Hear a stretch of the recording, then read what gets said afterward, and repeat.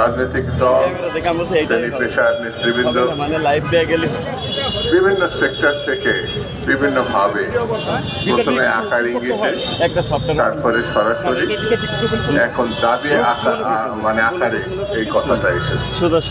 বন্ধুরা, 1500 টাকা এখানে আমরা এই সরকার প্রধান হিসাবে ডক্টর মোহাম্মদ ইউনূস সাহেবকে সমর্থন শুধু দিই নাই,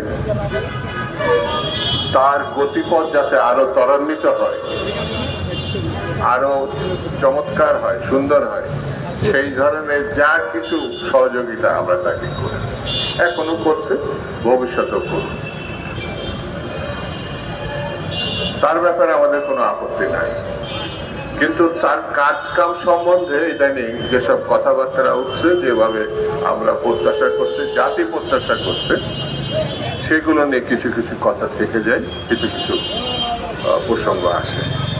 সরকার সংস্কারের প্রশ্নে খুবই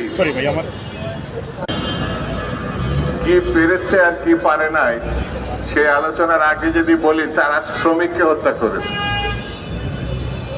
এই কথাটা সত্য। হাসিনাও শ্রমিক হত্যা করত। এই সরকার পার্থক্যটা কি, এটা যদি কেউ প্রশ্ন করে তাহলে জটিলতা তৈরি হবে। এই কাজের জন্য কি আপনাকে আমরা অভিনন্দন করব, আপনাকে সমর্থন দেব, তাহলে তো বিভ্রান্তি সৃষ্টি হবে। অনতি বিলম্বে দোষী ব্যক্তিকে আইনের আওতায় আনতে হবে, অনতি বিলম্বে।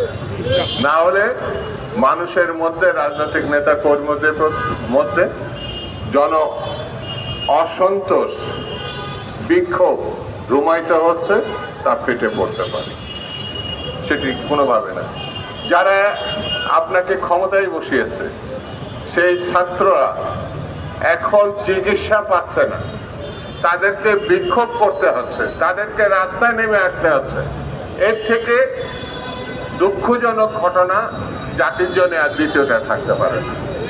আপনার বেতনের টাকা, আপনার উপদেষ্টাদের বেতনের টাকা যথাসময়ে যদি রাষ্ট্র পরিশোধ করতে পারে,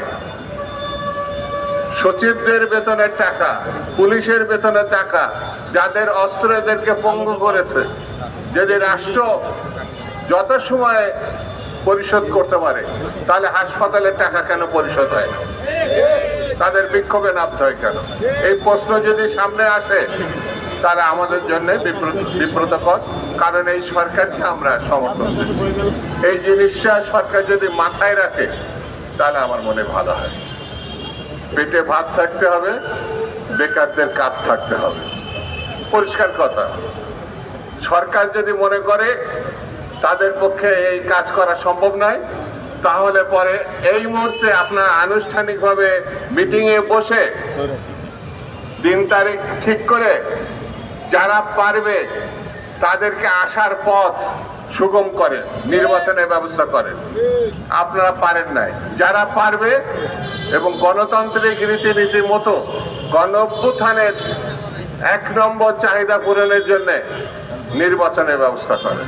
যদি ব্যবস্থা করা সম্ভব না হয়, তাহলে পরিস্থিতি, সংকট যেভাবে ধুমায়িত হচ্ছে, বাড়ছে, এটা আরো বাড়ছে। আমি আজকে বক্তৃতা করব না, শেষ কথাটা বলি। আপনাকে ফুলের মালা দিয়ে আমরা বরণ করেছি, আপনাকে আমরা বিদায় জানাতে চাই ফুলের মালা দিয়ে।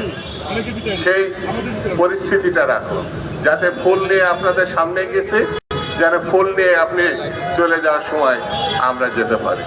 এই কথাটা আপনি যদি মাথায় রাখেন, তাহলে দেখবেন সংকট আর সংকট না, এটা খুব সহজেই দূরীভূত হবে। আমি আপনার প্রতি, আপনার সরকারের প্রতি এই কথা বলে সবাইকে ধন্যবাদ জানিয়ে আমি আমার বক্তব্য শেষ করছি। খুদা হাফেজ। বাংলাদেশ জিন্দাবাদ। আজকের সবাই এখানে সমাপ্ত।